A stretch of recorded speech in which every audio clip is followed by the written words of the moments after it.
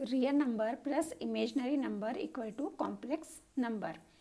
जैसे एग्जांपल के लिए कोई रियल नंबर हमने लिया 4 और कोई इमेजनरी नंबर लिया 4i। अब ये 4i इमेजनरी नंबर कैसे हुआ, इसके लिए आपको प्रीवियस वीडियोस देखना होंगे जहाँ पे हमने डिटेल में डिस्कस किया है कि इमेज नंबर क्या होते हैं। तो अब ये एक रियल नंबर है, ये एक इमेजनरी नंबर है, दोनों को हमने ऐड किया 4 + 4i, then it is called complex number.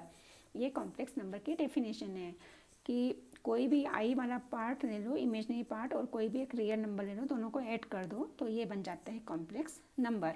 अब हम आते हैं इसके बेसिक फॉर्म पे। Basic form of a complex number. Basic form हमेशा हम z = a + ib x + iy इस तरह से हम शो करते हैं। तो हमने यहाँ पे बेसिक फॉर्म लिया z = a + ib, where a and b are real numbers and i = √(-1). i क्या है, एक इमेजनरी नंबर है, क्योंकि √(-1) हम फाइंड नहीं कर सकते, इसलिए इसको हमने i के फॉर्म में शो कर देते हैं।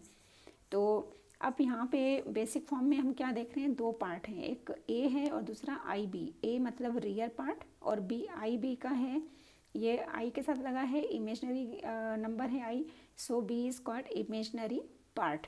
अब इतना बड़ा लिखने के बजाय हम इनको शॉर्ट फॉर्म में भी लिख सकते हैं, जैसे कि a को हम लिख सकते हैं रियल z, r e मतलब रियल, z मतलब जो z है कॉम्प्लेक्स नंबर उसका रियल पार्ट, और b को i इमेजनरी की जगह बस i m शॉर्ट फॉर्म लिख के z लिख सकते हैं। ठीक है, तो ये रियल पार्ट और ये इमेजनरी पार्ट। अब जैसे हमने कोई एग्जांपल लिया -3 + 5i, तो रियल z क्या हुआ -3 एंड इमेजनरी z क्या हुआ +5। इस तरह से हम कोई भी नंबर हो कॉम्प्लेक्स नंबर, उसका रियल और इमेजनरी दो पार्ट में उसको अलग अलग कर सकते हैं। अब हम आते हैं थर्ड पॉइंट पे। थर्ड पॉइंट है z = a + bi। और अब हम यहाँ पे क्या खास देखने वाले हैं कि अगर हम ये दो पार्ट जो हैं उनमें से किसी एक की वैल्यू 0 कर दें, जैसे bi में b की वैल्यू 0 है, तब क्या होगा, तब z = a + 0i = a, तब z को हम क्या बोलेंगे, z is called purely real number, क्योंकि यहाँ पे i पूरा कंप्लीट चला गया, क्योंकि i के साथ 0 का इंटू था इसलिए i पूरा चला गया, इसलिए ये z is called purely real number. And but second case क्या हो सकता है कि a को 0 कर दें, तब z की वैल्यू क्या हो जाएगी 0 + bi, और तब केवल bi रह जाएगा, तब हम z को क्या बोलेंगे, it is called purely imaginary number. इस तरह से कॉम्प्लेक्स नंबर भी दो पार्ट में डिवाइड हो सकते हैं, प्योरली रियल नंबर में भी और प्योरली इमेजनरी नंबर में भी। जैसे एग्जांपल ले लेते हैं 3i 5i, ये सब क्या होंगे, i के साथ लगे हैं, इससे ये प्योरली इमेजनरी नंबर हैं, क्योंकि इनके पास कोई रियल पार्ट ऐड नहीं हुआ है, इसलिए ये प्योरली इमेजनरी नंबर हो गए। अब नेक्स्ट पॉइंट है कॉन्जुगेट ऑफ कॉम्प्लेक्स नंबर। अब कॉन्जुगेट क्या होते हैं, तो बहुत सिंपल है, इसमें जो इमेजनरी पार्ट है उसमें जिसमें i लगा रहता है, ठीक है, उसका जो भी साइन है, अगर प्लस का है तो उसको माइनस कर दो, अगर यहाँ माइनस है तो प्लस कर दो, तो ये कॉन्जुगेट बन जाता है। और कॉन्जुगेट का सिंबॉलिक फॉर्म क्या है, जो z है उसके ऊपर एक पार लगा दो, तो इस तरह का एक लाइन लगा देते हैं, तो वो कॉन्जुगेट को शो करता है। और कॉन्जुगेट की वैल्यू कैसे होती है, सिर्फ i वाले पार्ट में साइन को चेंज करने से। जैसे कि हमने एग्जाम्पल लिया z = -3 - 5i, तो -3 जब हमको इसका कॉन्जुगेट निकालना है तो हम z के ऊपर एक बार लगा देंगे, और -3 को जैसा है वैसे लिखेंगे, क्योंकि ये रियल पार्ट है, और जो इमेजनरी पार्ट है उसका साइन यहाँ पे नेगेटिव है, इससे यहाँ पे पॉजिटिव हो जाएगा, तो ये क्या बन जाएगा, कॉन्जुगेट ऑफ कॉम्प्लेक्स नंबर।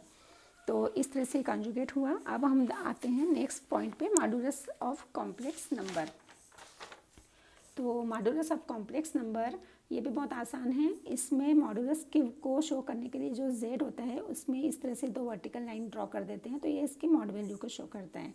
और मॉड वैल्यू निकालने के लिए जो इसका रियल और इमेजनरी पार्ट है दोनों के हम स्क्वायर करेंगे और उनको ऐड करेंगे और स्क्वायर रूट ले लेंगे, तो ये हो जाएगा इसकी modulus of a complex number.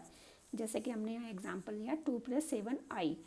अब 2 + 7i = z, ये कॉम्प्लेक्स नंबर है। अब इसके हमको मॉड वैल्यू निकालनी है, तो मॉड वैल्यू के लिए हमने इस तरह का सिंबल लगाया, z को यहाँ लिख के वर्टिकल लाइन ड्रॉ की, अब इसकी वैल्यू निकालने के लिए जो इसका रियल और इमेजनरी पार्ट है उन दोनों के स्क्वायर किए, 2 का स्क्वायर 4 और 7 का स्क्वायर 49, और दोनों को ऐड करके दोनों का स्क्वायर रूट ले लिया। तो ये इस तरह से इसकी मॉड वैल्यू आ गई।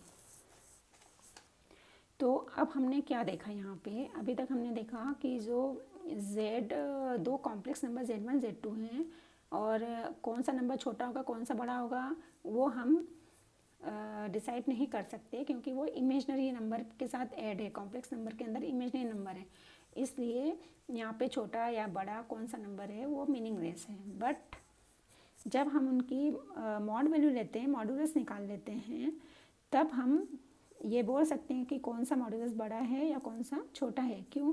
क्योंकि अभी हमने जस्ट क्या देखा, जब मॉड वैल्यू निकालते हैं तो वो एक रियल नंबर बन जाता है, तब उसका आई निकल जाता है, आई उसमें कहीं पे भी नहीं है, इसलिए वो एक रियल वैल्यू को शो करता है और रियल वैल्यू को हम कंपेयर कर सकते हैं कि कौन सी वैल्यू ग्रेटर है कौन सी लेस है, तब ये मॉड वैल्यू मीनिंगफुल है। बट अगर मॉड वैल्यू नहीं लिखी है, सिंपल Z1 Z2 लिखे हैं, तो फिर उनको कंपेयर करना मीनिंगलेस है। ठीक है, अब नेक्स्ट वीडियो में हम देखेंगे कि मॉडुलस जो है उसकी बहुत सारी प्रॉपर्टीज़ हैं और जो कॉन्जुगेट हमने देखा था उसकी भी कुछ प्रॉपर्टीज़ हैं, उनको हम डिस्कस करेंगे।